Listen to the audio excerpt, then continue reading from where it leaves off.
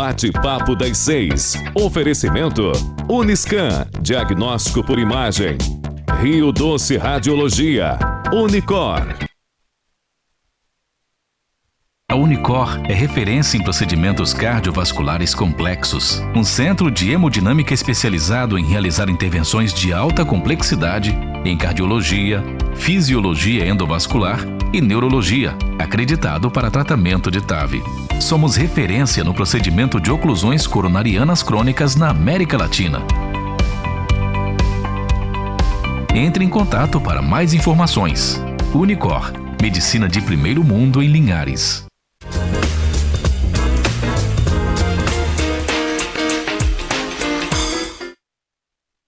Muito bem, está no ar mais um Bate-Papo das 6, o seu programa, como diz o Will, né, a quarta-feira saudável, aqui na TV Sim, canal 16.1, também disponível no canal para todo o Espírito Santo, na 316.1 na Sky, aqui no Norte, RCA, canal 14, e assinantes da Claro TV na Grande Vitória pelo canal 526. E é isso aí, hoje é quarta-feira saudável. A gente vai falar sobre um tema muito importante, um tema muito comum na saúde, né? Muito importante para a saúde pública, que é a hipertensão arterial, né? Uma doença muito prevalente na sociedade, com cerca aí de 40% até 50% da população tendo hipertensão arterial. E para tirar suas dúvidas, é só mandar para a gente aqui no telefone 99622-4547. Manda sua dúvida pelo WhatsApp, que a gente vai sanar hoje aqui no Bate-Papo das 6.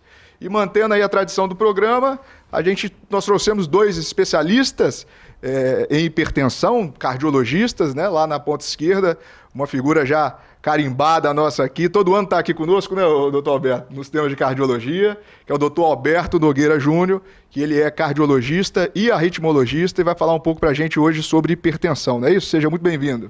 Muito obrigado, Dária. É muito bom estar com vocês de novo aqui, né? Para a gente conversar um pouquinho sobre esse tema que precisa ser abordado. É um tema bastante importante para a questão de saúde pública. Exatamente. E aqui no meio a doutora Débora Eulálio, né? Que também é cardiologista, é a coordenadora lá do LMC, do Linhares Medical Center, e também especializado em cuidados paliativos, não é isso? Exatamente. Seja muito bem-vinda, doutora Débora. Obrigada, doutor Dário. Boa noite, doutor Alberto. É um prazer estar aqui com vocês. Vamos falar um pouquinho sobre esse tema. Eu falo que hipertensão tem 3 verdades, né? Eu falo que quando a gente fala de hipertensão, ela não tem cura, é a primeira coisa que eu falo para o paciente. A nossa pressão ideal, ela existe e a gente tem que correr atrás disso. E a atividade física é diferente de exercício físico. E a gente tem que perseguir as nossas metas. Então, vamos lá. Vamos desenvolver o papo. É isso aí. E, bem, você já deu um en passant, já iniciou, né? O que é hipertensão? O que é essa questão tão importante? A gente fala muito, eu tenho pressão alta, mas qual que é a definição? O que é a hipertensão? Uma pessoa que mediu uma vez a pressão está alta, ela é hipertensa? Não necessariamente, né? Para o paciente, a hipertensão é apenas um número alterado, né? Então, a questão o primeiro momento que ele mede a pressão ali, ele vem acompanhando e a pressão dá alta, ele acha que é só um número. Mas a hipertensão é muito mais, né, do que esse 12/8 ou 14/9, né? Então, você mede a pressão, é uma forma que a gente tem de aferir se a sua pressão está normal ou se ela está alterada. Linkada a essa alteração da pressão, a gente tem as alterações futuras, né, que vêm com isso. Então, quanto antes a gente conseguir identificar a pressão alta e tratar, melhor, né, para o paciente, para o indivíduo. Então, e é o ideal, né, quanto antes a gente fazer o diagnóstico, é o ideal para evitar as doenças cardiovasculares no geral, não só a hipertensão arterial, né? Isso aí. A pressão alta, a gente vê muito nas campanhas, né? Principalmente da SBC, da Sociedade Brasileira de Cardiologia, 12/8. Sou 12/8. São 12/8, é. Mas não é para todo mundo até isso. Até caiu, né? Por terra, né? Esse sou 12/8 em um tempo, né? Tentaram levar ali para o 13/8, mas é o nosso número que a gente persegue é o 12/8. Quanto mais baixa a pressão, com melhor. certeza. Né? É isso, Alberto. E vamos supor assim, para fechar o diagnóstico, para fazer o diagnóstico, para falar que é hipertenso, tem todo um trâmite, né? Então, a gente pode usar alguns métodos, né? Existe aquele mapa que todo mundo adora, que é a tortura, né? Existe a medida que a gente chama de medida residencial, né? Que a gente manda o paciente, e no consultório. Eu fui consultar com o senhor, tem 30 anos, como que eu sei que eu sou hipertenso? Então, a medida da pressão arterial é importante que se faça por qualquer médico, né? Não só cardiologista. Não só cardiologista, porque o diagnóstico é dado pela pressão alterada, né? Pela medida de pressão alterada. Então, você vai em qualquer médico, utiliza os métodos habituais de medir a pressão em situações específicas, com os cuidados específicos para evitar uma falsa medida, né? E a pressão arterial, ela está acima de 14/9 em 2 ou mais medidas, né? No consultório ou em outro local, então aí você já pode fazer o diagnóstico de hipertensão arterial. É óbvio que em várias situações você deve usar esses outros métodos, né, Dário, que você falou, do MRPA, que é a medida residencial da pressão arterial, ou o MAPA mesmo, que é aquele aparelho que fica 24 horas com o paciente, para que ajude no diagnóstico dessa doença.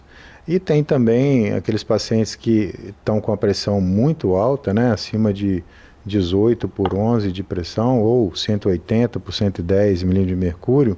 Esses aí você já faz o diagnóstico de hipertensão, nem precisa de fazer mais nada, né? Já está diagnosticado. O método, por exemplo, uma pergunta muito comum no meu consultório, aquele de pulso, ele serve para fazer diagnóstico, por exemplo? Não. Para acompanhar? Ele não serve para fazer o diagnóstico, ele serve para você fazer o acompanhamento domiciliar, mas o diagnóstico não. A gente ainda utiliza muito a medida do consultório, que é a medida que todo médico vai fazer. Mas sempre que possível, a gente deve lançar a mão de aferir a pressão fora do ambiente, né, do consultório médico. É o ideal, né, a recomendação é alta para esse tipo de conduta. Então, que é usar o MAPA ou a tele-MRPA, que a gente não tem tanto, né? A MRPA que a gente tem pode ser, por exemplo, o paciente fazer com esse digital de pulso, que não é o ideal, né? O ideal seria a gente fazer com um aparelho credenciado, tudo direitinho, para fazer MRPA em casa, que a gente não tem disponibilidade, né? No Brasil isso é mais difícil. E a indicação de sempre estar lançando mão aí com uma certa frequência das medidas fora do consultório, mas que tenha segurança e validade. Né? Senão a gente acaba se perdendo ali na... E o jeito que mede é importante? Certo, né? Com certeza. Isso é uma coisa... Às vezes até cruzar as pernas altera a sua pressão. Né? No consultório a gente vê, eu estou medindo a pressão, o paciente está com a perna cruzada, a pressão é uma, descruzou, já dá uma baixada. Tem várias coisas que influenciam no método de medida, né? Aferição da pressão. Por exemplo, café... Bexiga cheia. Fumou. E exercício, né? Pós-exercício, né? Então não é simples, sentei lá, peguei o aparelhinho, coloquei, tá alta, eu sou hipertenso e já começa aquela cascata de ansiedade, né? Não. E vai direto e enche, às vezes, lota os pronto-socorro por conta de uma pseudocrise, alguma coisa Exatamente. assim. Né? Então o método para fazer é importante, né? O jeito, o aparelho tem que estar validado também. Então, idealmente, aí no médico mesmo, clínico geral, clínica médica, nefrologista, cardiologista, para acompanhar, fechar o diagnóstico, e aí aquele aparelho vai servir para a gente acompanhar. Exatamente, é isso aí. E sempre seguindo essas questões aí da aferição correta, né? A bexiga cheia, atividade física. Às vezes o paciente fumou, entra no consultório para medir a pressão. Idealmente, esperar o quê? Uns 5 minutos sentados, né? 15 minutinhos, né? Geralmente já fica ali aguardando a consulta, já faz faz a anamnese, conversa um pouquinho ali, sentado, e aí depois a gente consegue... Exatamente, tem que ter esse período de repouso antes de aferir a pressão e esses cuidados. Na questão do exercício, né? E do fumo, o ideal é a gente esperar 1 hora antes, 1 hora depois, né? De se fazer o exercício, 1 hora depois de que a pessoa fumou, né? Inclusive até bebida alcoólica, né? Com certeza. Além do café. Então a gente deve levar tudo isso em consideração até mesmo a né? alimentação, né? O paciente chegou ali após a alimentação, ele não está apto para medir a pressão. Uma alimentação copiosa, né? Comi muito, Não dá. Então vai ter alteração também. Vai. É isso aí.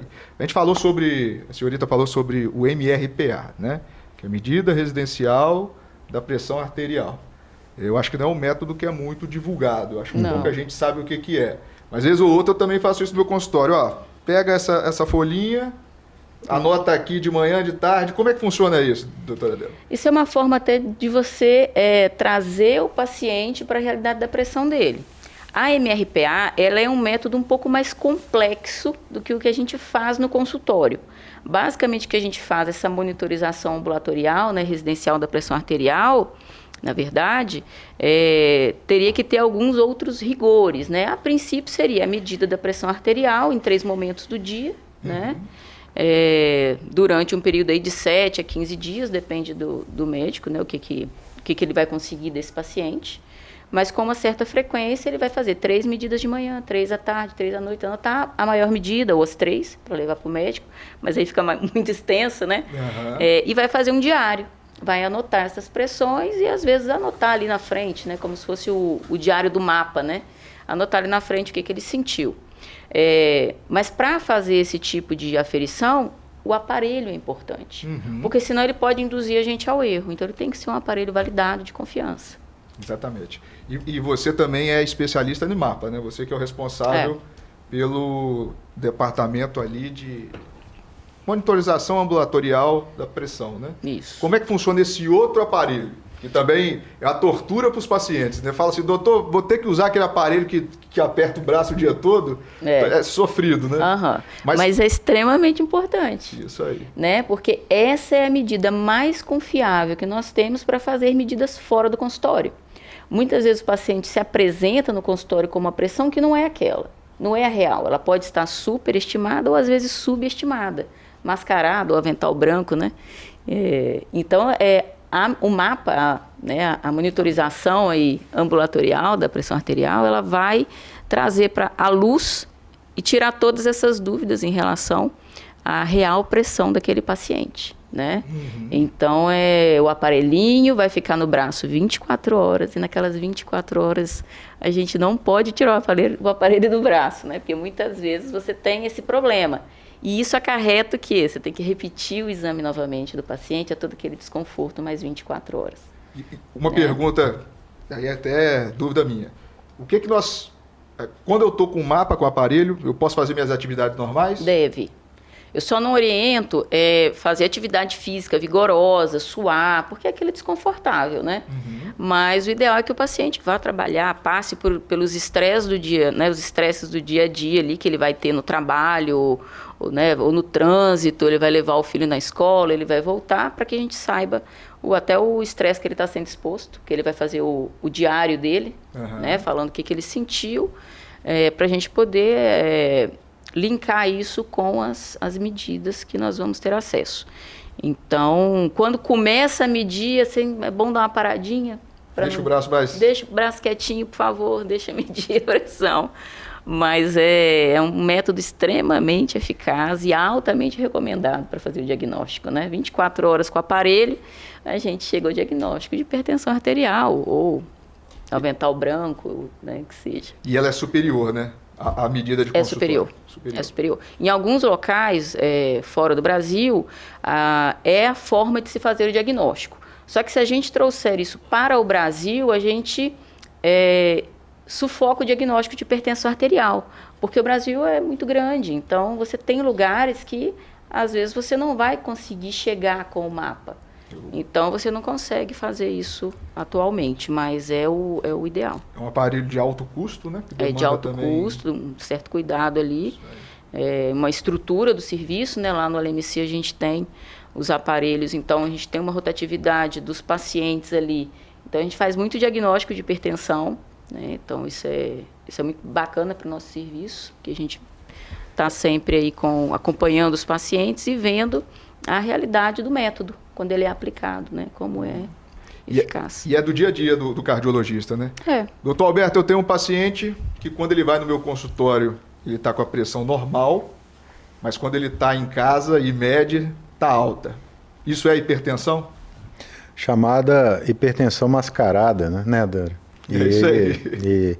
É mascarada porque na frente de quem deveria a pressão está normal, né? Ele gosta do médico, né? Ele costuma falar isso. E no dia a dia, então ele chega referindo isso. Ele chega referindo que a pressão dele tem aumentado, né? Nas medidas que ele tem feito ambulatorialmente, né, na sua residência ou em outro local, e no momento que ele vai no médico a pressão está normal. E a partir daí então a gente tem um dado que a gente precisa investigar um pouco mais, e geralmente o mapa, né, é a medida, é o método que a gente usa, né, Débora, para poder diagnosticar isso. E é uma pressão que tem a hipertensão maligna, né? Maligna não, desculpa. Mascarada, né? E a jaleco branco. Os estudos mostram que eles trazem risco cardiovascular, podem trazer também lesão de órgão-alvo, né? E precisam ser encarados também como hipertensão e serem tratados. Às vezes o paciente não acredita que tem hipertensão, porque eu estou medindo, está normal, o aparelho que mostrou, às vezes... Sim. Porque às vezes o caminho também é inverso, né? Você olha, por exemplo, um eletro, por isso que é importante o eletro na consulta com o cardiologista, né? Você olha um eletro que te dá uma dica. Ó, esse paciente ele é hipertenso, mas aqui ele está normotenso no consultório. Você investiga um pouco mais e acha isso. Né? Que é isso que a gente está discutindo. Né? Um eletro, um ecocardiograma, né? Traz uma alteração sugestiva de lesão por hipertensão, né? Eu tenho impressão que o avental... Tem impressão não. O avental branco, ele já é até diagnosticado pelo paciente no consultório. O paciente já chega falando, doutor, minha pressão aqui, quando eu chego, ela sobe. Que já é exatamente o contrário, né? Do que nós estamos falando aqui. Então, a hipertensão mascarada, ela é subdiagnosticada muitas vezes, por conta dessa questão. O paciente chega ali para fazer uma consulta de rotina, a pressão às vezes está 12 por 8,5, né? 120 por 85, ou está totalmente normal e ele vai embora tranquilo. Daqui a um ano ele volta para fazer o check-up dele hipertenso, de fato. Então, assim, porque chega uma hora que isso, né, que ela é vencida, mas a gente tem que fazer o diagnóstico e aí o mapa vai nos ajudar bastante. Exatamente. A gente tem que ter um grau de suspeita importante nesses casos, né, para não deixar passar despercebido, né? Exatamente. E a gente tem um número que é interessantíssimo. Interessante do ponto de vista da gente conversar aqui. Mas a maioria dos pacientes hipertensos não tem a pressão controlada, né? Então a gente não consegue chegar ao controle da pressão. Então quer dizer, nós temos medo do infarto, do AVC, por exemplo, mas a pressão, que é o meio ali do processo, né?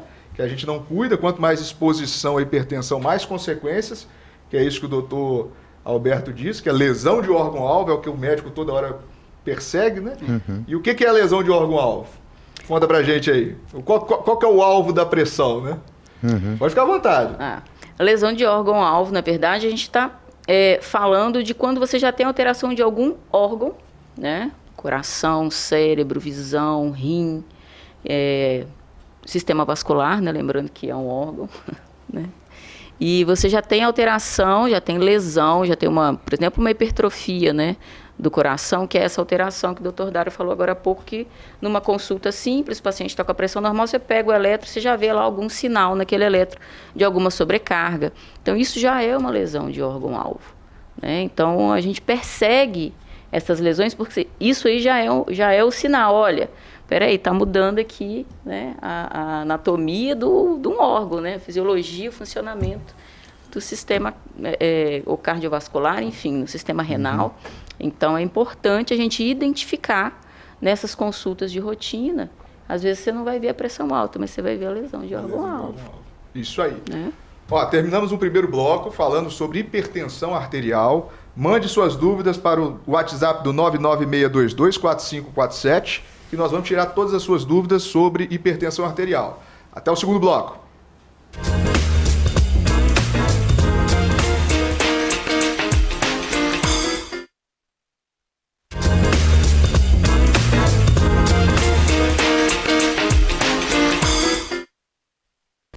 Voltamos para o segundo bloco do Bate-Papo das 6, hoje na quarta-feira saudável, na presença do Dr. Alberto Nogueira Júnior, que é cardiologista e arritmologista, e da doutora Débora Eulálio, que é cardiologista e também especialista em cuidados paliativos, né?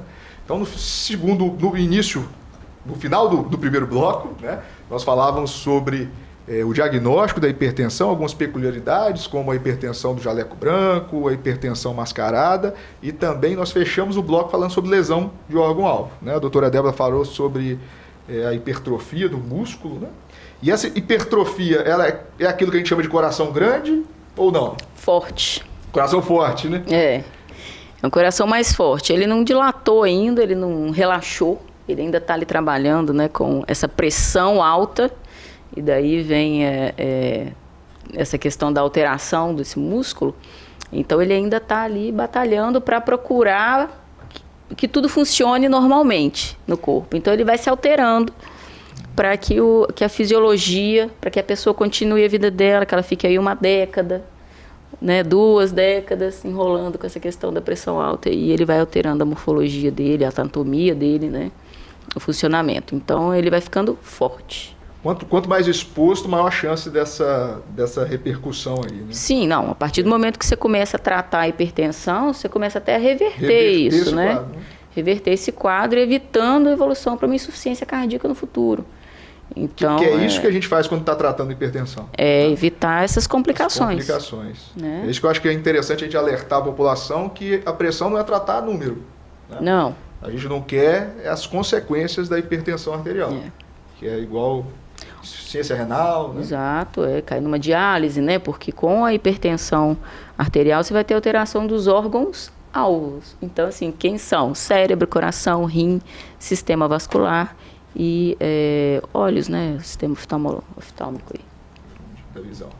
Eu costumo falar para a população entender o seguinte: a pressão é como se fosse aquela manilha, não, como é que chama? Quando, na musculação, é o haltere, né? Uhum. O haltere. Então a pressão é o haltere, e quando você olha para o bíceps, né, para o músculo, ele começa o quê? Eu estou com 20, tá pesado. Ele começa a hipertrofiar para vencer aqueles 20. É o que eu geralmente uso para as pessoas entenderem o que é hipertrofia, né? E aí a gente faz a medida do eco, vem lá um aumento da hipertrofia, etc. Mas vamos lá. Então a gente já tem um diagnóstico, né? E a gente começa a falar sobre a alimentação saudável. A gente discutia aqui agora no intervalo com o doutor Alberto, quanto de sal, isso aí é uma polêmica na população, quanto de sal o paciente, a média do brasileiro, consome e quanto que ele deveria consumir a partir do diagnóstico de hipertensão? O sódio é o grande vilão da hipertensão, né? Uhum. E a gente sabe que a população brasileira, em média, consome em torno de 9 gramas de sódio por dia.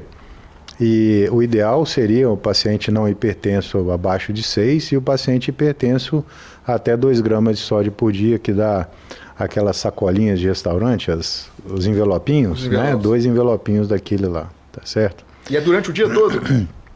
Por dia, o dia todo, 24 horas. Só que horas. a gente já coloca sal na comida, né? Exatamente. Mas a gente tem que entender isso de uma forma bem prática. Por isso que as nossas colegas nutricionistas, né? Elas nos ajudam muito nisso aí. E os pacientes precisam de uma avaliação multidisciplinar, né? Para que eles consigam aderir a essa dieta de forma adequada. Porque para a gente é fácil falar 2 gramas de sódio por dia, né? Agora, tá bom, mas e como é que eu vou fazer isso na prática, né? É muito difícil, até porque a gente sabe que tem vários alimentos que já tem muito sódio dentro. Como é que a gente vai fazer essa conta? E aí a nutricionista, ela vai ajudar a gente nisso, colocando esse detalhe de uma forma prática para que a pessoa possa realmente absorver e cumprir o que precisa, né?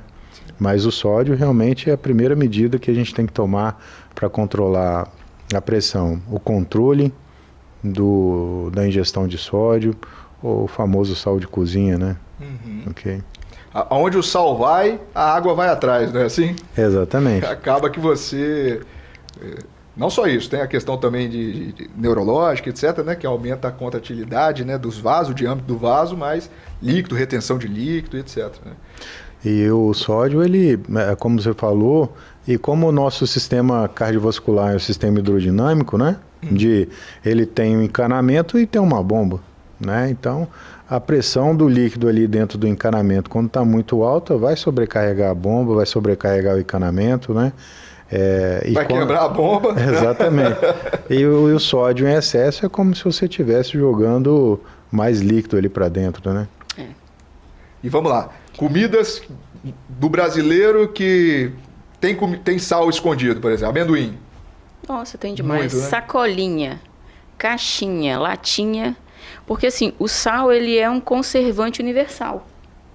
É verdade, é. Então você tem sal em tudo. Você tem sal no biscoito recheado, né, que você dá para criança. Refrigerante, né? No suco. Ah, doutora, mas eu já peguei um paciente com descompensação cardíaca, quantas vezes, né? Por suco. Porque ele achava que estava fazendo um bom negócio. Ele tinha parado de beber cerveja, ele tinha parado de fazer as artes dele. E aí ele virou pro suco, de caixinha. Suco de uva, né? Nossa. E aí, assim, ele tomou 1 litro de suco de uva, assim, por dia, naquela semana. No final, ele estava descompensado. A quantidade de sódio que tem nas bebidas, né? Que a gente consome achando que a gente está fazendo um bom negócio ali. Chá em caixinha, né? É muito grande, né? Então, assim, é o nosso conservante, é o que dá sabor, assim, ele ressalta o sabor dos alimentos. Por isso que a gente põe sal na comida, né? A gente põe sal ali para ressaltar aquele sabor. E aí vai ficando... Você tem a impressão que fica mais gostoso e você sempre quer mais. Então, é difícil você controlar em algum momento ali, porque aquilo altera o seu paladar. Então, você sempre vai querer um pouco mais de sal na comida. Então, quando você começa a tirar, você começa a limpar o paladar, né? A comida fica mais gostosa com o tempo. E vira um Só vício. que isso leva um tempo. Né? E vira um vício que eu digo assim, eu como uma alimentação muito salgada, bebo mais água, bebo mais suco, então acaba que você consome mais sal e açúcar. Sim, né? sim. Eu fui numa palestra em 2000 e foi no congresso, acho que quando foi no Rio. Aí o nome da palestra era o 3 pó branco que mata. Eu fiquei curioso para saber o que era. E o palestrante lá, que era um cardiologista indiano, e aí ele colocou no mesmo patamar, para você ter noção, da cocaína, por exemplo. Ele falava de sal, açúcar e cocaína. Mas para chamar a atenção da importância e etc. Né? E a palestra foi ótima. Mas tem um sal que não é malvado, não. Isso aí é uma... Então, o sal rosa, o sal da Himalaia... Sal. Não, esses são malvados também. Mas tem um sal que é bom, que é o potássio, né? Potássio, isso aí. É o que a gente deve tentar substituir, né? Exatamente. Naturalmente está presente aí nas frutas, né? Principalmente a laranja, a banana e nas verduras, né? Nas folhagens verdes escuras. Então, esses a gente tem que induzir, porque o potássio está relacionado a controle da pressão e é como se fosse um remédio, né? Um tratamento para isso. Eu sempre falo, sabe que eu dou uma dica desse potássio? Eu falo para comprar aquele conhecido, né?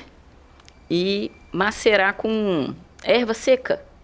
E botar no saleiro com erva seca. Sim. Não só ele, né? Porque às vezes consome em grande quantidade também. Então eu falo sempre para pôr no saleirinho assim, porque é um movimento. É igual fumar, eu falo. Usar sal na comida é igual fumar, beber, você tem aquele vício de colocar. Então, se você tiver um saleiro com ervas, né, desidratadas ali, tudo maceradinho, você continua fazendo aquele mesmo movimento de colocar sal na comida. Só que você está colocando cloreto de potássio, né? Geralmente eles colocam meio a meio, né? Ou vai mudando um pouquinho a proporção entre o sódio e o potássio, né? Para dar um saborzinho e funciona. E muito alho, né? Alho faz bem pro coração. Isso, põe tudo também, lá no saleirinho lá. Alho é bom. Vai dar a mesma sensação. E vamos lá, polêmica também que... Até para arritmia, vou aproveitar aqui. Bebida alcoólica faz bem pro coração, melhora a pressão. Ela já deu aqui uma dica pra gente que não é assim, né? Para medir não é. Mas aquela história do vinho, ela continua vigente? Uma taça de vinho por dia melhora o coração, melhora a pressão? Como é que tá isso aí, doutor Alberto? Essa questão da bebida alcoólica, ela é muito complexa para a gente abordar, né?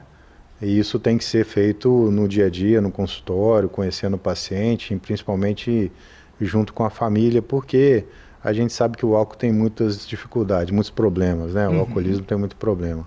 Realmente, os estudos têm mostrado que uma dose pequena de álcool, principalmente o vinho, né? Ele pode trazer algum tipo de benefício para a doença cardiovascular. E é tolerado, em alguns casos aí, você usar até 600 ml de cerveja ou então 2 taças de vinho, quando a gente está falando sobre hipertensão arterial, né? Mas, como eu estou te falando, isso é um problema complexo, ele não pode ser usado de forma indiscriminada, dessa forma.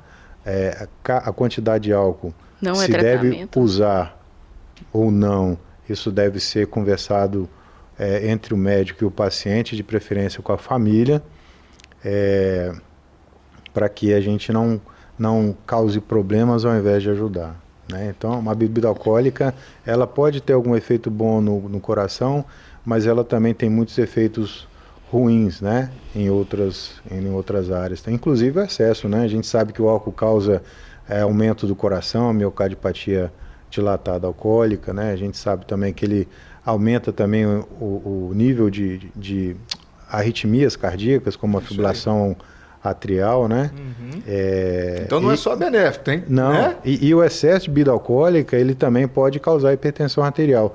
Num primeiro momento, ele pode até dar uma relaxada e o paciente até diminuir a pressão, mas o consumo crônico, ou seja, no dia a dia, isso vai fazendo com que as artérias se enrijeçam mais e isso traga hipertensão, aumente, né, o risco de hipertensão arterial ou piore a hipertensão já pré-existente, né? Então, bebida alcoólica realmente é um assunto que tem que ser feito no consultório, entre o médico e o paciente, de preferência com a família. Sim, não dá para vender isso, né? Não dá para vender. Toma uma tacinha de vinho que faz bem pro coração. Acho que isso aí não é legal, né? Isso aí. Incentivar, né? Eu acho Exatamente. que não deve incentivar o não consumo, podemos. assim, do paciente que não bebe. Olha, não é assim. Eu acho que a grande questão da bebida alcoólica aí é você pegar aquele paciente que faz uso, talvez até em excesso, e trazer ele para a realidade do que é o limite, né? Exatamente. E que vai trazer esse benefício aí, que não é um tratamento. Porque às vezes você fala que o negócio traz um benefício, a pessoa fala assim, eu vou fazer isso todo dia porque vai melhorar. E faz tudo errado e ainda toma a taça de vinho. Então, assim... Às vezes nem bebia, passa a beber. Passa a beber. Aí traz problema para a família dentro de casa, não é isso? Acha que vai resolver o problema tomando aquela taça de não vai. Então, risco de vício, risco de arritmia, né? De problema no coração também, se for em excesso. Exatamente. Então não é legal a gente tomar isso como tratamento ou indicação médica. Meu médico falou, perdi um monte de paciente agora também, né? Agora lascou. Mas não é para tomar isso como uma indicação regra, né? Médica, um benefício. Exatamente, nada disso, tem que ser feito individualmente. Ele tem que conversar com o médico e saber como é que ele pode agir em relação a isso. Vamos lá, controle do peso. É importante para a hipertensão também? Importantíssimo. A gente tem uma relação que é dita linear, né? Você diminuindo o peso, você vai diminuir ali, cada 10 quilos você vai ter uma redução ali de 5, né? De repente até 10 milímetros de mercúrio na pressão. 1 milímetro a cada milímetro, a cada 1 milímetro, aliás, a cada quilo perdido é 1 milímetro de... A menos. De mercúrio a menos. Então, eu falo que eu sempre gosto de falar, se emagrecer 10 quilos, é 10 milímetros, 10 a menos nessa pressão. Então, uma pessoa que tem uma pressão aí 14/9, né, que já tem um diagnóstico, ela pode voltar a ser normotensa, né? Isso. E a gente vê isso no dia a dia, né? Hoje em dia, com o advento da cirurgia bariátrica, isso ficou bem evidente, né? Sim. A grande maioria dos pacientes após bariátrica e que reduzem 20, 30 quilos de peso, a maioria fica sem medicação. É isso mesmo.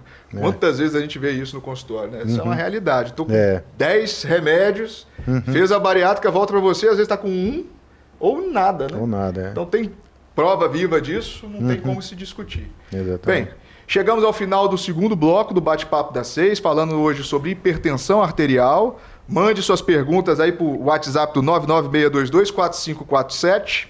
Né? E a gente volta no terceiro e último bloco falando sobre hipertensão arterial.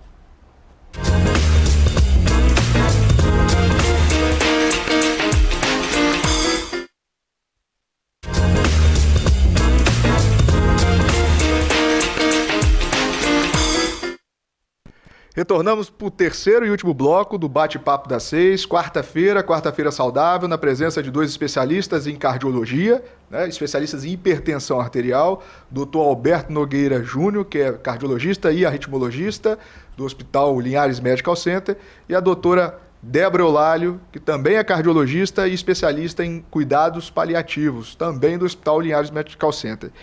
A gente terminou o último bloco falando sobre sal, né? Alimentação, potássio e outras questões, perda de peso, que é o que a gente chama de mudança no estilo de vida, né? A gente comentava aqui no intervalo, até a doutora Débora disse, que é o mais eficaz, mas ninguém faz, né? E dentro disso aí a gente tem também a atividade física e o exercício físico. Não é isso, doutora Débora?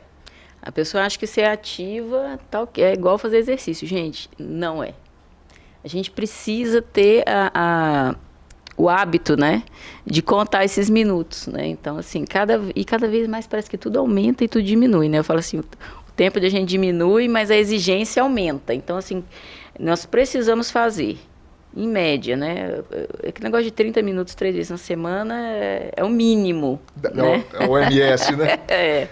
Mas o ideal é que a gente faça todo dia, pelo menos, né? 30, 40 minutos de atividade física ali, totalizando, de repente, 150 minutos, né?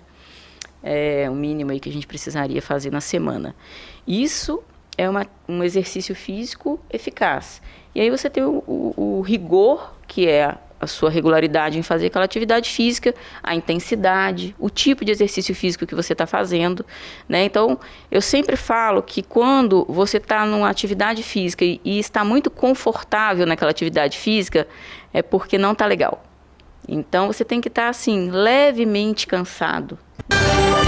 Você ter um trabalho cardiovascular satisfatório ali naquela atividade física. Então, você tem que manter um leve cansaço acima de 20 minutos na atividade física. Essa é a atividade física que é eficaz, né? E aí o tempo de atividade física na semana, totalizando esses 150 minutos aí, a gente deve dividir, né? Então, meia hora todo dia, né, seria o ideal, né? De segunda a sexta-feira, aí dando uma folguinha sábado e domingo. Mas a gente precisa ter rigor nisso, né? Não basta só você... Se você for ao seu trabalho caminhando todos os dias e voltar caminhando, 15 minutos para ir, 15 minutos para voltar, isso já é um grande benefício para o sistema cardiovascular, né? Então, a gente precisa fazer funcionar durante... mas não pode se arrastar 15 minutos, tem que andar. E cansar um pouco. Acelerar um pouco, né? Precisa ser eficaz. Musculação ou exercício aeróbico? Tem alguma diferença para pressão? Tem. Ou qualquer... Tem diferença para pressão. Então, principalmente quando ela está descontrolada, né? E o paciente, ele vai fazer um exercício resistido, né? Então, a gente não deve incentivar nesse momento de um descontrole pressórico, por exemplo, uma atividade que tenha mais resistência, né? Para ser feita. E tem um número mágico assim? Acho que é 16 por 10, né? 16 por 9, a partir de 16 por 9 ali, porque você vai ter um incremento, né, na atividade física. Assim como no teste ergométrico, né, você vai colocar o paciente na esteira. Existe um limite ali para uma pressão alterada, porque você sabe que vai ter um incremento tanto da pressão sistólica, que é esse primeiro número, né, 16, quanto da diastólica, que é esse segundo número mínimo aí, que seria o idealmente 8, né? Então, durante o esforço físico, e na atividade resistida você vai ter um esforço maior, né? Um incremento maior disso. Então, se você vai iniciar a atividade física agora, melhor compensar a pressão primeiro, né? Eu sou hipertenso, vou começar a atividade física, estou empolgado para tratar minha pressão. Melhor então não iniciar se estiver descontrolado. Acompanhar, controlar a pressão, não iniciar a atividade física com níveis pressóricos. Geralmente na academia que eles fazem mais isso, né? Tem alguns pacientes que eles avaliam, vão lá, faz a medida antes de iniciar a atividade, né? Você colocou a atividade física no seu dia a dia? Coloquei. Você malha todo dia, né, doutor Alberto? Todo dia. Lá em casa tem que fazer investimento, né? E o investimento de tempo e investimento de equipamento, né? Então a gente tem que ter, porque o único momento que eu tinha para fazer exercício era de madrugada. Eu também tô nessa. Então, 5 horas da manhã, tô lá fazendo todo dia minha bicicleta, né? 50 minutinhos, um pouco mais do que os 30, e de vez em quando a gente faz um exercício resistido também. Mas para pressão alta, o que vale mesmo é atividade física aeróbica, né? Uhum. Então, bicicleta, hidroginástica, natação, caminhada, esteira, né? É o ideal para que a gente consiga controlar aí a pressão alta e também diminuir risco cardiovascular de forma geral, né? A musculação e os outros exercícios, eles são importantes, principalmente para a parte osteomuscular, articulação, podem trazer algum benefício também do ponto de vista cardiovascular, né? Mas não tanto quanto os aeróbicos. Então, muita gente vai para a academia malhar, né? Cuida bem da musculatura. Ficar com a forma bonita. Exatamente, mas esquece do que realmente, o que traz bastante benefício, que é a atividade aeróbica, e essa tem que ser feita, não aqueles 10 minutinhos de aquecimento, né? Que todo mundo faz, mas eles têm que fazer aí, eu costumo colocar 40 minutos, que seria o ideal deles fazerem, pelo menos 5 vezes por semana, né? É importante que se faça. Isso aí. Quando eu falo 20 minutos, é isso aí, porque até eles chegarem numa resposta, né, aeróbica adequada ali para valer, vai uns 15, 20 minutos. É isso mesmo. Essa parte de atividade física está melhorando tanto, assim, os estudos, né, que a gente está indicando até para doenças que antes a gente falava, não, você tem cardiopatia. Então a gente rotulava o paciente e falava assim, não, você não faz mais esporte, você não faz nada. Está mudando isso, né? Então, os benefícios do exercício físico é inconteste. E tudo na vida é equilíbrio também. O excesso começa a causar problemas e a falta causa problema também. Eu lembro que eu te encontrava todo dia na academia, por isso que eu fiz essa ressalva. E aí eu engordei, fiquei um período, muito plantão, né? E agora eu tô também nessa. Meu dia muda completamente, eu acordo 5 horas da manhã, corro, e aí meu dia parece que estende, fico mais ativo, tudo isso, né? Questão de prioridade, né? Quando eu não estou de plantão, né? Tem que saber que a prioridade é a nossa saúde aí, pra gente manter o nosso trabalho, pra gente manter a família, por aí vai. Manter funcionando no jeito, tem que fazer atividade física, não tem outra saída. Uma pergunta que veio dos telespectadores foi o seguinte, eu só tomo remédio quando a pressão está alta. Isso é correto? Olha, a pressão alta não é dor de cabeça. Né? Dor de cabeça a gente só toma remédio quando tá com dor, né? Mas a pressão não. A pressão ela é uma doença crônica, é uma doença que não tem cura, mas tem controle. E com controle a gente evita complicações. Isso é importante ser dito aqui, né? Então, o tratamento da hipertensão ele tem que ser mantido, né, de forma contínua, com acompanhamento regular, né, com o médico e com a equipe multiprofissional, mas a medicação ela tem que ser usada diariamente. Minha pressão está boa. Ótimo, está boa porque você está usando o remédio, está fazendo o tratamento. Então a gente tem que manter isso aí. A medicação ela provoca uma alteração na parte metabólica do nosso corpo, inibindo enzimas, né? Diminuindo o influxo de cálcio para as paredes. Bom, então é muito importante que esse mecanismo seja mantido. No momento que você para do remédio, o mecanismo que faz a pressão controlar, ele cessa e a pressão volta a subir novamente. Tem que encarar dessa forma. Aí, novamente, enche o pronto-socorro, né? Porque o paciente toma o remédio, a pressão vai para 12. Aí ele fala, vou fazer um teste amanhã, vou ficar sem tomar. Nossa. É comum isso? O teste é demais. Bastante, Aí eu testei, ele fala assim, fiquei sem tomar, no outro dia minha pressão tá normal.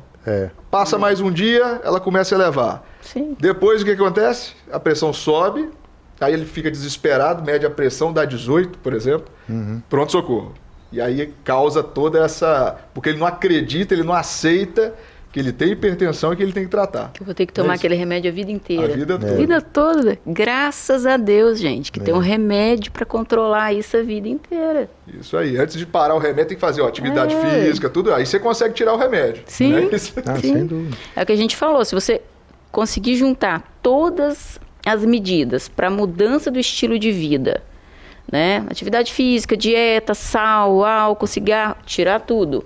Fazer uma dieta adequada para a hipertensão arterial, né, que seria rica em água, né, mais folha, mais legume, industrializados, reduzir, você consegue uma eficácia maior do que com o tratamento medicamentoso. Então, isso aliado ao tratamento medicamentoso, isso é muito importante. Né? Então, assim, é isso que as pessoas precisam entender, né, quão importante que é a mudança do estilo de vida. E mais ainda, né, Débora, isso traz o benefício do controle da pressão, mas não quer dizer que a pessoa, quando deixa de tomar o remédio, ela deixa de ser hipertensa. Não. Na verdade, ela está tendo controle da hipertensão arterial com medidas não farmacológicas, mas ela continua hipertensa. E é por isso que é tão difícil, né, Alberto? Exatamente. É tão difícil, porque assim, às vezes a pessoa tá fazendo tudo certinho. Aí ela cansa e para de fazer tudo certinho. Aí a pressão sobe novamente. Eu acho que um conceito legal do remédio, e até é legal a gente falar isso para a população, que é o conceito de meia-vida. É uma coisa de farmacocinética, mas eu acho que a população tem que saber disso, assim, de maneira ampla. Quando você está tomando um remédio, vamos lá, 20 miligramas. Daqui 24 horas você vai ter 10 miligramas no seu sangue. E aí ele para de tomar 2 dias, no terceiro dia ele tem 5. Então ele não está sem nada de remédio no sangue. De uma maneira muito simples explicando. Ele está com 5 miligramas. Ele só vai ter o rebote ali. Quando sair, limpar, é o tempo, né? O que é o meia-vida? É o tempo que demora para tirar a quantidade de miligrama do sangue do remédio. Então eu explico isso direto para meus pacientes, porque sempre fica nessa gangorra, né?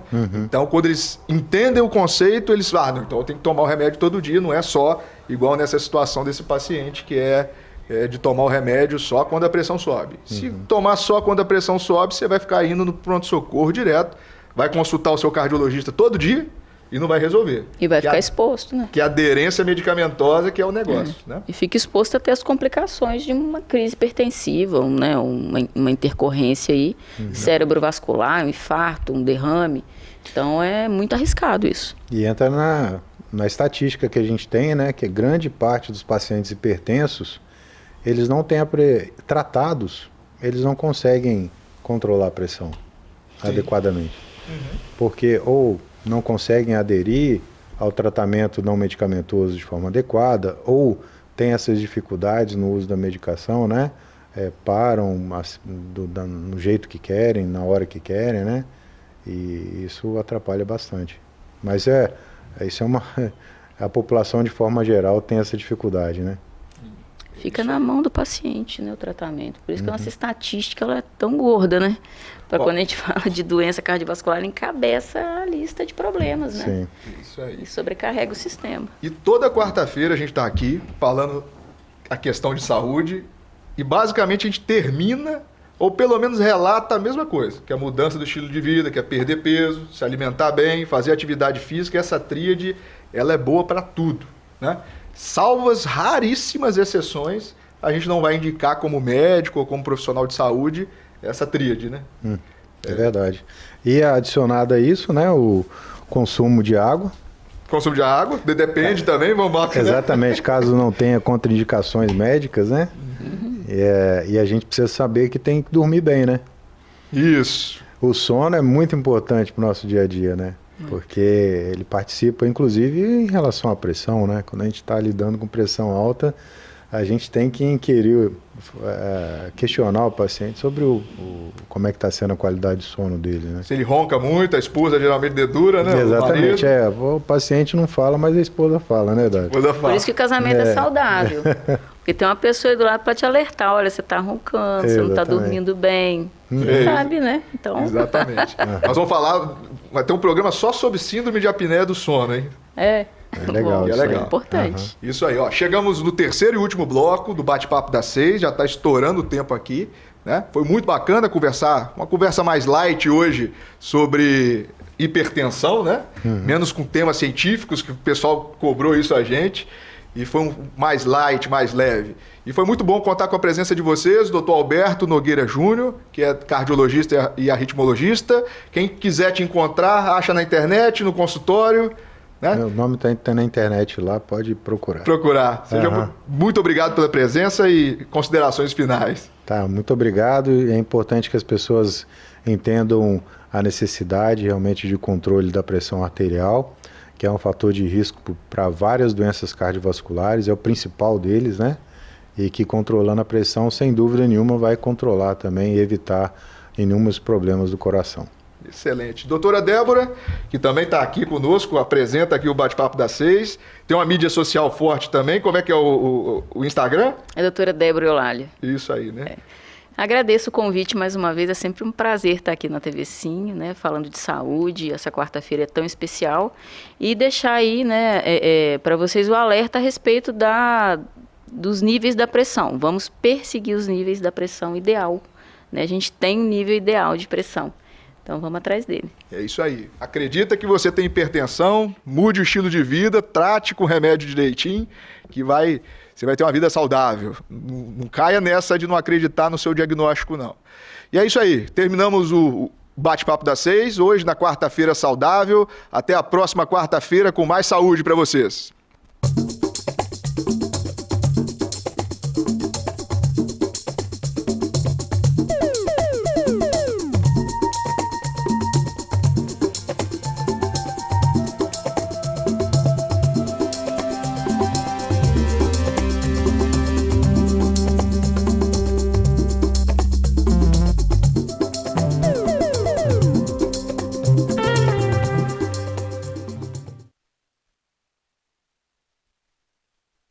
Bate-Papo das 6. Oferecimento Uniscan, diagnóstico por imagem.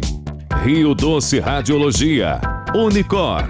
Visualizar seus exames de imagem online é rápido, seguro e te poupa tempo. Com a Uniscan Linhares é assim, cada vez mais fácil acessar seus exames. Além de não precisar guardar papéis em excesso, você conta com maior nitidez e resolução nas imagens e é super prático na hora de mostrar ao seu médico. Quer visualizar os resultados dos seus exames online? Acesse nosso site uniscan.com.br. Tá na mão Uniscan, seus resultados de exames na palma da sua mão.